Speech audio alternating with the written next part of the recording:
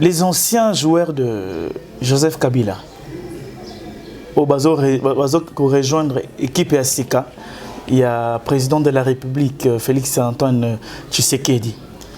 Ce total est bien. Et Zara Banwande babetaka ndembo na époque il y a Kabila.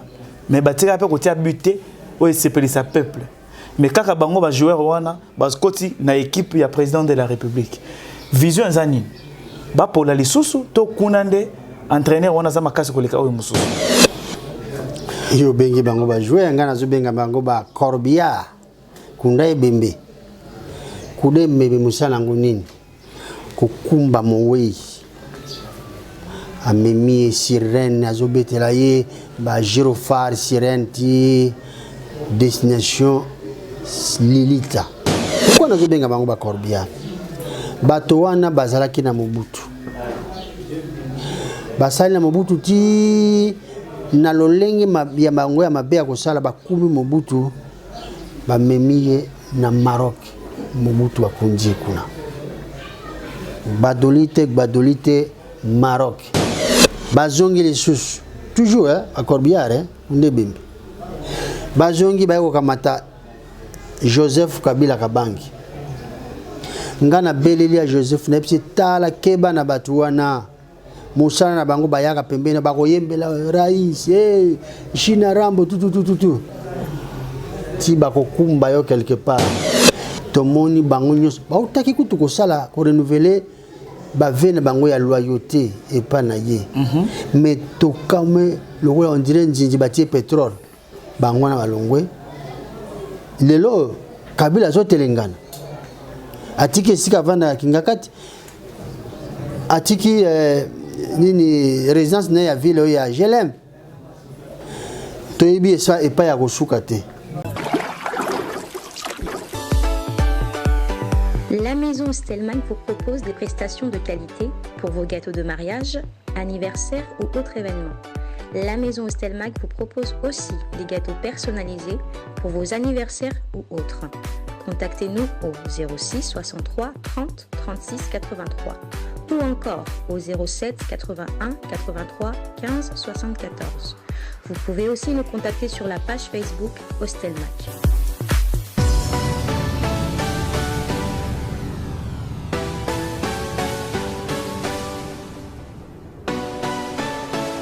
Batato, Bamamo, Andoko Wapendi, Mampagno Luzolo, mesdames, mesdemoiselles et messieurs, bienvenue.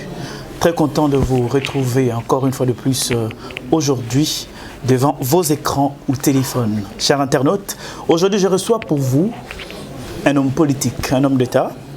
Lui, c'est le président national du parti Unité de Valeurs. Lui, c'est maître au Congo, Lomena. Michel, à qui je dis bonjour maître. Bonjour monsieur le journaliste. Content et surtout très heureux que vous puissiez répondre à notre invitation. Bonne année d'abord, merveille et merci de m'avoir invité. D'accord. Maître, nous allons droit au but. L'actualité nous parle de la libération présumée, je pèse bien mes mots, en ce qui concerne Edi Kapende. Est-ce que, d'après vous, Raza vraiment libre, to ezara moi ba fake news? Bon, d'abord nakobanda kopesa nanu nakotombola bonne année mubuya sika na peuple congolais. Ba onyoso bazo landa biso lelo tozali mukolo oyo esengo tukutani na ndeko na biso. Pona mutuna na yo nangena sembola likamo moko. Libération. Il y a des prisonniers, ça fait partie de la promesse de la campagne à chef de l'État. Oui. Mokonjambo Kalobaki, Akokanga Bakasho, Akobimisa Bato na prison. Ce n'est pas dit qu'il y a des délits, banini, tout ça, des crimes, mais tout ce qui est tellement politique, tout ça, Batouana, Alba Obimisa Bango. Il y a des gens qui ont Obimisa, Obimisa Bakuma Mingi. Donc, Toyoka Kike Ndeko a bénéficié la grâce présidentielle. Kapende a bénéficié de la grâce présidentielle. Donc, ça est Sengo. Donc, vous avez confirmé fait voilà? Oui, moi je vous dis, Oyonayokaki, donc et le bas mina surtout. Pour moi, j'anticipe un peu, je pense que c'est une bonne nouvelle. De quoi à la Libanda, parce que 19 ans, c'est belé. Oui, à Salina Boloko. Donc voilà ce que je peux dire au niveau. N'est-ce pas, sa libération, c'est une manière aussi de dire qu'il était innocent? Non, non, non, non. On est professionnel et droit. Tu vois qu'il procès Zalaki, bon. Et puis c'était un procès politique, Moutakoufaki. C'est difficile, on peut confirmer en côté qu'il soit innocent ou coupable, mais le que à Moutouya, c'est qu'à recouvrir la liberté dans le Libanda. C'est ce qui est le plus important. Est-ce qu'il y a possibilité, il y a ça la procès, vraiment il y a président de la République Koufaki na Makambotali assassinat parce que hier à l'obaki qui bat mingi bazana kata prison ils sont innocents ba o baza vraiment na kati il y a situation o ba commanditaire il y a liwa il y a Musée Laurent Désiré Kabila bangonde baza libanda bazo tambola bazo komera baza à l'aise ba prisonnier o ba biso tozo mona baza ba prisonnier de ba innocent.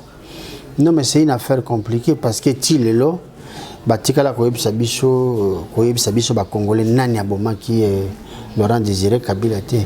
Déjà, ce qu'on a niveau, c'est compliqué. À plus forte raison, à niveau, il y a Nani complice. Non, non, c'est compliqué. Donc, façon de dire, aujourd'hui, notre tour, il y a vraiment Musée Laurent Désiré Kabila. N'est-ce pas une honte pour non, les Républiques comme la nôtre? Vérité nyonso soka bomba ne bimaka to monaki ba bomaka Kennedy na États-Unis mais soka bimaki siko yebani ndenge le kanaki ndenge ba bomelaki vérité ndenge ba lobaka yaka toujours na escalier et le coutant des oies sincère. Nous pensons qu'un jour to yebaka ne serait-ce que pour na cadre mémoire et collective to yebaka nini le kanaki nana sala kinini mais lelo ezali kamboya libération, il y a un découédi Capent, 19 ans en prison. Donc, je crois qu'ils ont belé, ils ont Sengoa, Zala Libanda, et l'on a famille. Kobimane Libanda, n'est-ce pas aussi un danger pour lui? S'il dit que bateau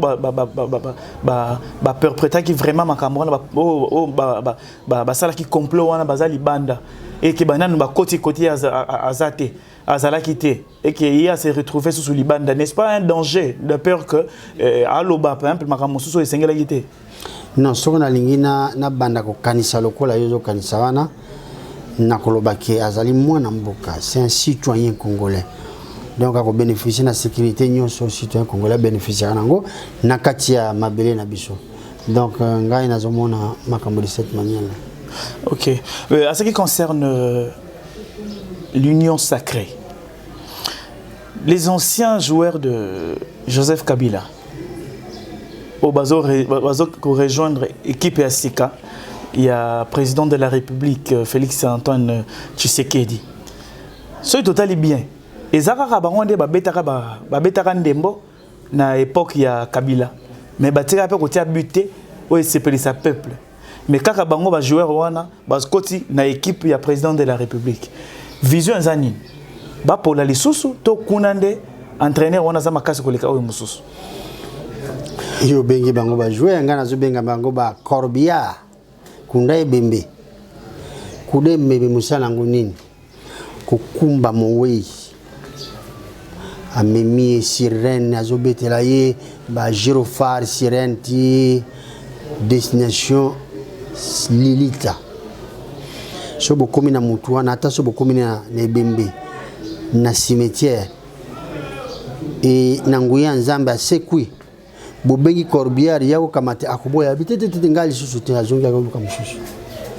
Pourquoi nazobenga bango ba Corbière? Bato wana bazalaki na Mobutu. Basali na Mobutu ti na lolenge ya bango ya mabe ya kosala bakumi Mobutu bamemiye na Maroc Mobutu akunji kuna badolite Maroc bazongi baye okumba Laurent Désiré Kabila ototi koloba paix à son âme papa bamemiye sika bamemaki esili bazongi les sous toujours à Corbière ndebembe bazongi bayo kamata Joseph Kabila kabangi ngana beleli ya Joseph nepsi tala keba na batuwana musana na bango bayaka pembeni bakoyembela rais China Rambo tout ti bakokumba yo quelque part tomoni bango nyos bautaki kutu ko sala ko renouveler ba vene bango ya loyauté et pas na ye mais to comme le roi on dirait nzinji batie pétrole bango na balongwe lelo Kabila zo telengana atiki sika vanda kingakati atiki nini résidence na ya ville ya Jelem to yebi ça et pas ya kosuka te déjà basi ba memie basi ko même Kabila bango wana bazongi mbango tozomona bango lelo na union sacrée za structure eza lokola balobi awa isika oyo na etando oyo terrain vide oyo toko tonga supermarché kaka boyoki ndenge wana boyeko sala mulongo oyo na yeko somba mbisi oyo na yeko somba sardine oyo na yeko somba cigarette mais nanu batongi te union sacrée nanu evandi te eza nanu ba structure te nanu bayebi te bakokamba ngo nanu te boyeko kota kuna ndenge nini oui ngoika sanje kuti mutasuka oto kota lisusu ngana iko tanga bakombo na bango te parce que baza ebele oyebi batuwana na lobi ce sont des corbillards même balo na ndimite bakomema mokonzi na biso ya sika Félix Antoine Tshisekedi bakokoka ete parce que aza muto omele na opposition aza déjà mis sur kofungwama Kabila kokite bango bakoka ete donc bayeka ndenge bazalaka ba corbillard baluka mutako mema mbalo bakosuka bango moko parce que chauffeur a carrière pas corbillard pas kufaka corbillard peut kufaka un jour bakomema bango pa baka bango moko voilà ce que je peux dire kaka na cadre wana ya union sacrée Félix Antoine Tshisekedi l'actuel président de la République na o etali Genève. Alobaki tanga yindaki ya na kati na ville ya Kinshasa na base arabi je retire ma signature, j'ai été invité à retirer signature na yepa na accord ya Genève. Na kati accord wana bato oyo ba mvutaki ye otamu suso bakosaki Jean-Pierre Bemba zaki na kati Moïse Katumba zaki na kati Fayulu epe batu mususu Mozito pa zaki na kati mais kokamwa komona avion ya Moïse Katumbi kokuta kota fandaka koya na Kinshasa Jean-Pierre Bemba présidence et tout ça parce les mêmes bateaux yé alongola ki signature na yé na accord à Genève que parce que accord wana ezaki clarté ce sont de mêmes personnes lolo ba ko tourner autour na yé vision eza ndenge nini.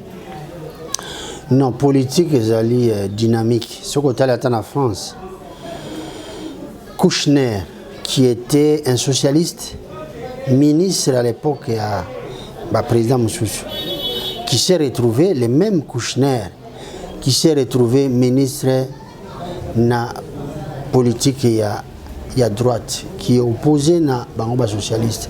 Ça veut dire que politique est la dynamique. Autant que les Cambodgiens à Genève, c'est vrai qu'on a vendu en Suisse, mais tant que les Cambodgiens Salema Kingai n'a pas quitté. Donc je suis mal placé pour n'avoir banini les Kanakikuna. Donc on a Tolanda qui ango, na banzela ya bino ba panzisango, Tolanda qui onyo sur les Kanaki. Mais encore une fois, moi ni na niveau to komi. Na utai kolbanga na lobi mboka na biso. Le président de la République a prêté serment le 24 janvier 2019. Mais beaucoup de gens ont solo autocosuango ka lobby lobia. Oto benga na poto effectivité à pouvoir autocosu lobby lobia. Siko tango azu yango azana besoin ya ba congolais ngo atandaki maboko le ba congolais ba ya to sala. Siko sikoyo mbela wana ekomi na matoyi ya Jean-Pierre Bemba que je respecte et je salue. Aye pemena mokonzi. Mabeza wapi. Sokope ndeko Moïse Katumbi ayoki mbele ya chef de l'État pe aye pona kotonga mboka mabe za place wana te. Imaginez-vous ce que bazwa kamando qui va comme rébellion contre rebelle contre la République contre Félix. Et il la mabe place wana. Mais baye balobi to ye to miti na disposition no to yoka yo. Mais c'est tout ce que nous pouvons rechercher. Malamu eza na place wana. So eza na mokonzi azo sangisa bato ezalaka bien. Mais so eza na mokonzi oyo aza ko kimisa bato ko panza bato eza mabe. Donc pour reconnaître la qualité à chef de l'État Félix Antoine Tshisekedi Tshilombo azali rassemblé. Mais après to koyeba ba o bazoya pembe na ye. Ba nani bazoya na molimo ya ko salela Congo. Et c'est là la grande question. To kosenga na ba bazoya Sengeli qui basali babenga prise de conscience individuelle baya avec un esprit républicain ya ko salela mboka. Mabe za place wana te. Ata soko ndeko fayulu lobby ya ye. Il faut ko yambaye ndeko muzito pe aye pembeni ndeko na ye Félix. Il faut ko yambaye de ndeko fayulu bango mibale de baganyaka élection. Soko sangisi ba voix bango mibale ina 74% par rapport ya Shadari Mutu ya opposition. Victor neza bango mibale. Ba yo kana ba sale la mboka. Donc batika mama nungu wana. Moi je pense wana tolinga na opesa. OK. En ce qui concerne dans le cadre il y a union sacrée. Récemment, le sénateur, professeur Bahati Lukwebo, a été nommé comme informateur. Il y a un moto, il y a un Kabila. Donc, sûrement, parmi Bandinjo, Babaki Pétrole, il y a Akimaki Kokima, côté Kabila. Oui. Il y a un président de la République. Oui, c'est un blessé de guerre. Amani, Adam Moutou, Mubundi Oyo. Azwaki ba pota na FCC mwendenge ba sala ki ba nene kulu wana ba sali avec la complicité à Joseph Kabila ba nyokoli bon toyebi que lui là Ndeko Bahati a traversé les époques asala une époque ya Mobutu et que ça une époque ya Kabila lelo oyo nakanisi eloko tozozele pa na ye ezali expérience na expertise. Des fois, mutuke za kamabe te mes chauffeurs nda za kamabe. Et c'est vrai, peut-être ba politique ya kala ba sala ke za kimabe. Et ce qui a kutani na modèle malama ko sa politique et akoki ko changer. Mais le coup là mokonzi mboka apprécier apprécier confiance. Mais nga je n'ai aucune raison ya koboya. Voilà. Le poids politique de Bahati Lukwebo. Et s'il est comique, par exemple, le lobby, Bahati Lukwebo a réclamé poste, par exemple, il y a Premier ministre. Place, il y a UNC. Donc, d'abord, INC, normalement, il y a cash. Cash, c'est ça. Et puis, pièce monnaie na INC, Vital Kamerhe, pièce wana ezali na siko sengela ke zalate. Parce que une pièce maîtresse à INC est en prison. Ça veut dire que déséquilibre est en akati. Mais la conseil na bande ko INC batikali base la makasi va exister politiquement. Mais moi je ne pense pas que Bahati Lukwebo aille pour na kosala contrepoids na kate chiki politique ya Félix Antoine Tshisekedi. Aille na force naie paraît-il et ezali selon ndenge mokonzi mboka lingi ezana mutu na mutu ati aoya ye force na disposition ya république soko ayena ngona façon wana eza malamu mais façon musuto kondimete au lobby déséquilibre ezali puisque présence il y a Vital Kamerhe oyo azali représentant il y a UNC dans ce qui concerne cash nandenge pe cash sur et Koufi ils ont ça la déséquilibre n'est-ce pas que situation au union so c'était pas un je sais pas un complot ou une manière bien préparée pour que accord ya Nairobi ils allaient respecter puisque ma pronami kalaming est 2023 oui naibité penandimité parce que na komona ka Félix Tshisekedi ndekazaki na Kamerhe mais bazaki lokola ba mapasa so bazo tambolo ya tomboli maboko imoninga pa tomboli siko na éviter so complet ngo attaque libanda ou na katimé ngana za professionnel ya droit to mona ki autobengi procès salemaki procès pesa ko occasion na mutu nyonso azali akize na ba parti nyonso tout ba loba ye ba pesa ki ya loba soko aloba ki et ba juge ba ki convaincu te ba katio ba kata ki wana mais ça n'a rien à voir avec politique ngana telemelika kawana ke koloba complot na ebité en tout cas wana ngana ebité mais na oyo italika ka Vital Kamerhe et l'obama qui m'a lebelé Vital Kamerhe santé na yeza malamu te Vital Kamerhe santé na ye mobulu Vital Kamerhe akende ko zoba soin na poto batona so baza ko telemelango et que non Vital Kamerhe sa afanda kuna et boy yo en tant que maître en tant que juriste est-ce c'est possible que dans certains cas Vital Kamerhe akende ko zoa santé et akende ko zoa soin libanda ya mboka? Non, au moins, nakoloba sous des casquettes. Casquette, il y a homme politique, donc homme d'État. Casquette, il y a juriste, donc avocat de profession. Au moins, procès naï. La réalité à procès naï, réalité profonde. Parce que Toyoka qui, partie civile à Zolba, qui bazana ba preuve belé. Alors, Bissot, nous sommes mal placés pour nous voir jusqu'au problème. Maintenant, quand on a boloko, si on est malade, attends un des journalistes qui limité qu'on est pour vérifier. Donc, bah, il va kende kuna ne ba même la kabiso yango. Donc, information on a biso on a moyen de vérifier parce que tu as la qualité à mon côté et aucun de kuna kota la soka za malade ou pas et qui malade n'est à niveau nini. Tu as la qualité on a te. Parce que ce que tu as la possibilité on a dès qu'on permettre biso ko ba ah biso to monaki na niveau azawana. Total pe ba médecin na biso prise en charge ya hôpital na biso. Ce que est capable ya ko soigner.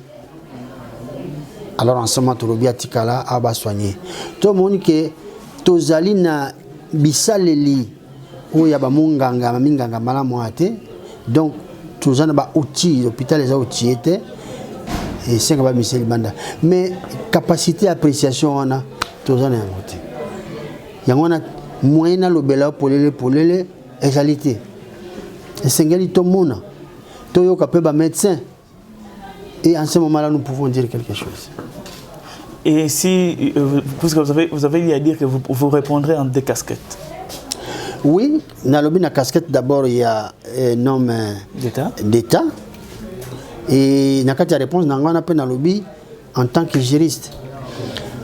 En tant que juriste, au moins, tango mutu bakangare bakangiye. C'est-à-dire, batangeliye makamunyo surtout, bakateliye makamunaye. Et que ceux qui est monani que mutu anaza malade, bana droit à soigner. C'est pourquoi tu as qui va évacuer qui est dans 150. Maintenant l'information qui manque pour n'abisoto déterminer ce que ezokoka akende libanda, c'est cette information qu'on a lobby, tu as la connaissance à dossier, ni dossier médical, ni dossier juridique naïe.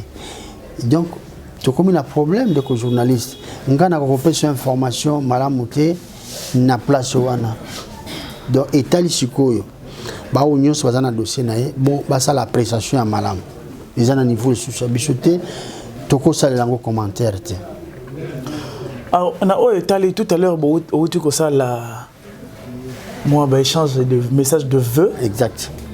Na mboka mobimba na baro ba landaka yo pe ba compatriotes na yo.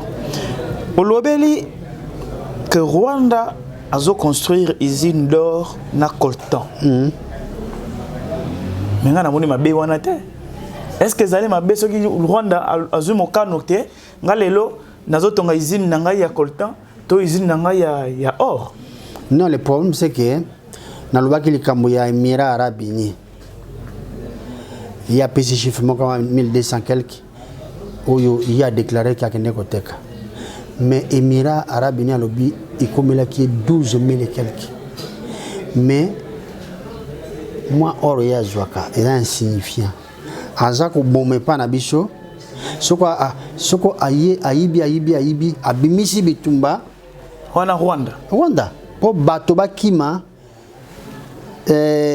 douane tika la polele frontière tika polele abimisa biloko coltan ya zanangote coltan ya na Kivu azotala usine ya raffinerie ya raffinage ya biloko wana do ba raffinerie mais ayebi bien que azoya ko yibe pa na biso aye raffiner et puis ateki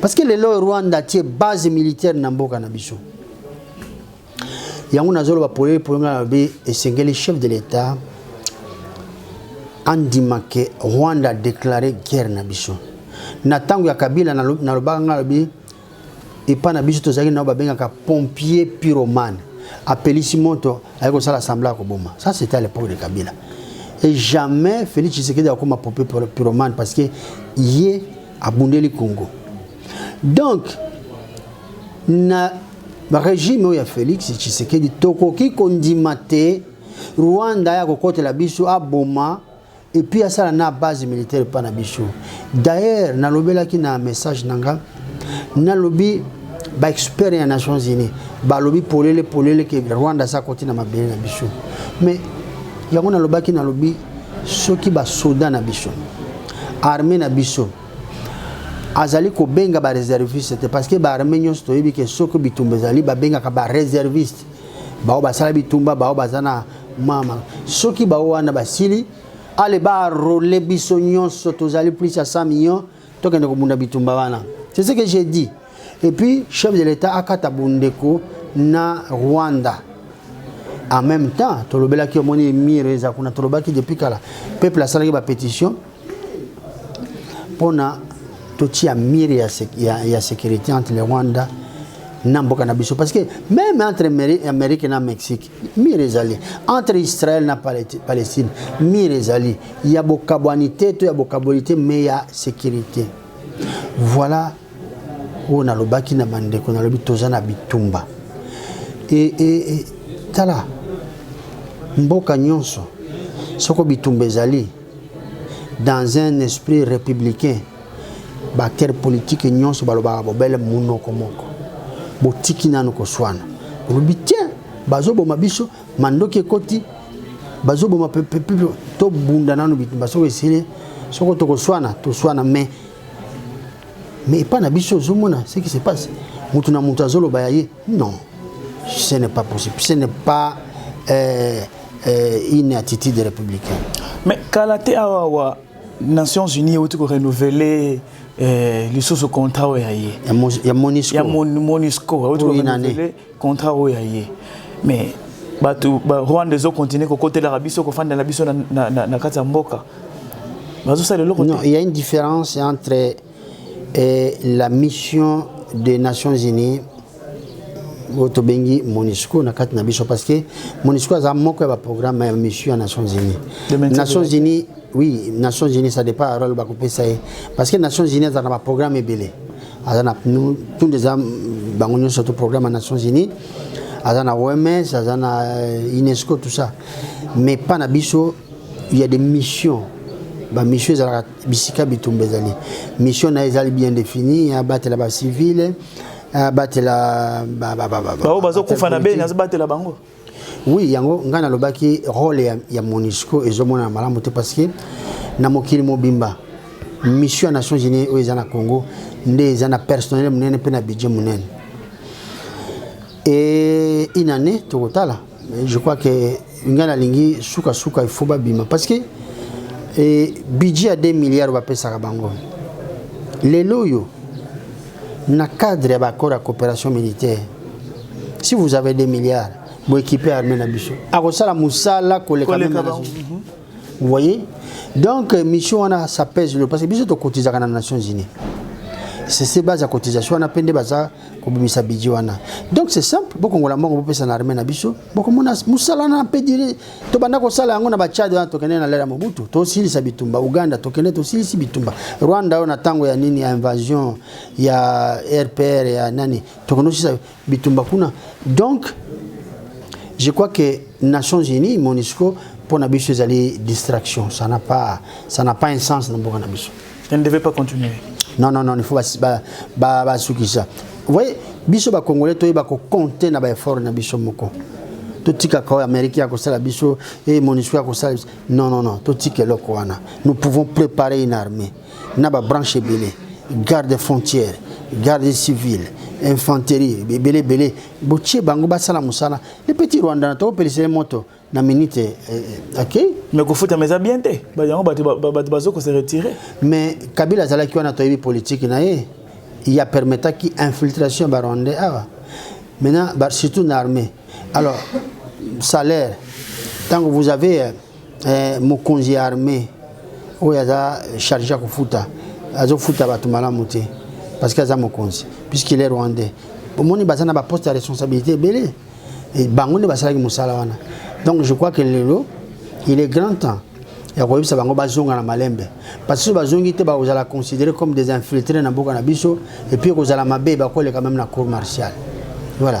Est-ce que olobi mboka ezaki infiltré na ba Rwandais o ba banaki ko assumer ba responsabilité vraiment ya minene bango de ba casser armée. Ah, est-ce que lelo sikoyo to ko loba ba Rwandais wana bazali kaka to ba kei déjà Félix oza journaliste oza ndeko journaliste mokonzi mboka utiko kata bondeko ye na Kabila et ça les 6 mois te Sikonde a commis une effectivité à pouvoir mais nous ne savons pas ce qu'il fait mais ngana yebiki parce que ngana est une école moko école ya Etienne Tshisekedi école ya IDPS toute une école moko donc na yebiki na auto yekola pona ko défendre mboka azo sala musana siko au bout d'un certain temps comme on a ba résolution biso pe toza wana pona ko pesa maboko lo biso peuple tozala pona ko pesa maboko de façon que banguna vous avez vu comment ba peuple azo kanga ba fou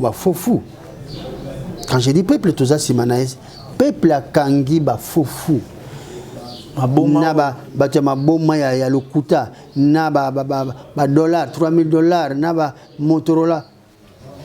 Vous voyez, c'est vous dire que bilo kwa nezalaki na Kabila. Maintenant que Kabila bakangaki ata mon côté. C'est pour vous dire que époque ya Kabila et qui ngala Kabila ici, tous na mokonja siko za na volonté pour avancer. Yango no moni sikoyo bilo ko nyonso na peuple a telemi akomi ko sala na sima mokonzi. Merci beaucoup mesdames et messieurs. Togomina suka ya émission na biso. Maître, dernier mot pour nos compatriotes. Et dernier mot, na lobito leli mingi. Biso mo peto moni ke na kolela na biso parce que balelaka pena esengo. Esengo ko lesa mutu. Passe pe ko lesa mutu. Biso to leli na passe. Ba bomi biso 15 millions tozolela. Ba sa eloko mo côté. Ba piye mboka ndenge balingi eloko mo côté. Ba libanena ba pa ba yakiawa sala boy ko pusto fala bikeno funanga pour lingi. To leli a trop. Mais ici là, kolela ici là, tout la mukashiko, tout banda bitumba. 2021 to côté. Ezambula ya bitumba. To bunda bitumba pour que to benga na Rwandais. To bunda bitumba pour que to libérer ma belen abiso nyonso oyo banguna bazwaki. To bunda bitumba pour to gagner. To telema to bunda pour to gagner bitumba ya nzala. Ya kozanga bakisi, ya kozanga misala, ya kozanga kelasi. Voilà le qu'on a yebisa na ba Congolais tout en vous souhaitant, en vous présentant mes vœux il y a 2001 meilleur V 2021 voilà nalinga na succès na sika wana nakanisi ozaïtu mbula ya victoire. Merci beaucoup Oyozali mbula ya victoire. Mesdames, mesdemoiselles et messieurs, Batato, Bamamou, Andoko Pendi, c'était un grand plaisir d'être devant vous aujourd'hui, mais nous mettons fin à notre émission ici. Je dis un grand merci à Valeur Massamba, un grand merci à Imak Makengo, un grand merci à Chris Essele et ainsi qu'un grand merci à Capriski Lokwa de Management. Nous allons nous revoir une prochaine fois. Shukrani. La maison Stelman vous propose des prestations de qualité pour vos gâteaux de mariage, anniversaires ou autres événements. La maison Hostelmac vous propose aussi des gâteaux personnalisés pour vos anniversaires ou autres. Contactez-nous au 06 63 30 36 83 ou encore au 07 81 83 15 74. Vous pouvez aussi nous contacter sur la page Facebook Hostelmac.